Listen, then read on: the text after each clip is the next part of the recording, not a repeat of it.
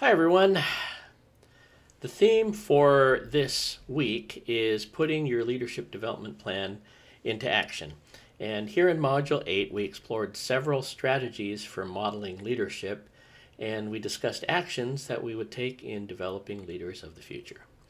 Now, one of the resources that we looked at was called the CCL, Center for Creative Leadership, Handbook of Leadership Development. And in that book, the authors presented some strategies and even ways to develop capacity in others, many of which can be aligned with or even inspired by the exemplary practices that we looked at in the Leadership Challenge.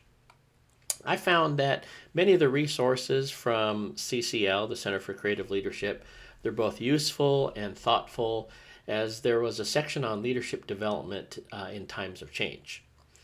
In the Compass book, another one of our readings this week, your task was to go over part 1 and then find those sections in part 2 that had the most relevance for you.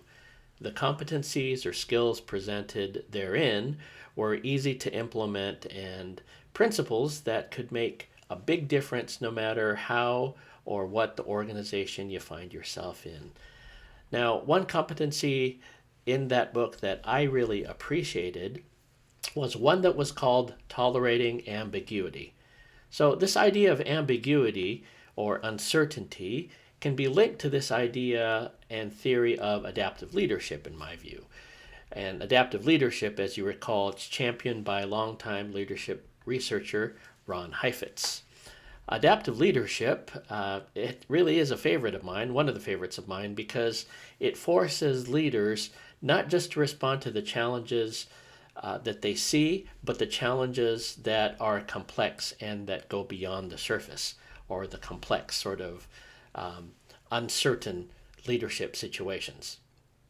The surface situations, or what Heifetz calls the leader's responses to these surface solutions, surface problems, are called technical solutions, whereas adaptive solutions are those decisions or ways of thinking that a leader has to look and that goes beyond just what they see because things are so complex. Adaptive leadership requires a lot of deep thinking about things and seeing the world from multiple angles and in new ways. We also looked at this document called Develop Others, and this document served as a template for self-reflection for us as leaders. I like to think of this document as a mirror of leadership, if you will, with each principle is an honest question about how our competencies and dispositions of leadership, what do they mean for us?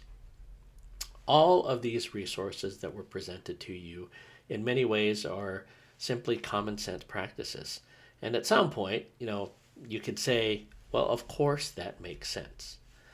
But the most poignant principle to remember is the notion that despite all this good literature and these good practical suggestions, common sense doesn't mean common practice. So it's therefore a leader's job to bridge those two things together. Next week, we're going to delve into some of the barriers to implementing the action plan that we're writing about. And more broadly, how can we as leaders navigate those things, ideas, and usually the people that have a divergent view of things versus us? One way to look at the next module is that it's an extension of this current module in the discussion. So, in other words, if this week we talked about our plans, next week we'll talk about how those plans get implemented. Simply put, we just talked about the conceptual or the theoretical, and next week we're going to talk about the action, the how do you get it done. It's not too early, of course, to start thinking about your last paper in this class, and like last time, I'm going to have a video for you that you can refer to and take a look at before you submit that paper.